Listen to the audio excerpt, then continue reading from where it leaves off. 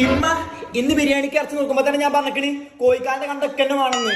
പോട ചെക്ക അവിടുന്ന്, കോഴിക്കാലി എനിക്കെന്നെ വേണം.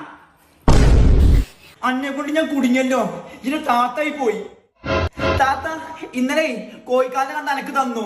ഇന്ന് മീൻ പൊടിച്ചതിന്റെ വാലും കഷ്ണൊക്കെ വേണേനും ആ ചട്ടിയിൽ ഞാൻ ചോറിട്ട് തിന്നും ചെയ്യും. അതൊക്കെ ഞാൻ എപ്പോഴോ തിന്നു. ഇവിടെ പണ്ടരക്കത്തി ചാവും തിന്നോ? എന്തായാലും അടുത്ത ആഴ്ച കല്യാണല്ലേ, അത് കഴിഞ്ഞിട്ട് ഇവിടുന്ന് പോകൂലേ. പിന്നെ അല്ലാതെ എനിക്ക് ഒറ്റക്ക് തിന്നാം. കോഴിക്കാലിന്റെ കണ്ടും വേണ്ട, മീൻ്റെ പാലും കഷ്ണും വേണ്ട, ചട്ടിയിൽ ചോറിട്ട് തിന്നും വേണ്ട. പെങ്ങളൊന്ന് വന്നാൽ മതിയായിരുന്നു.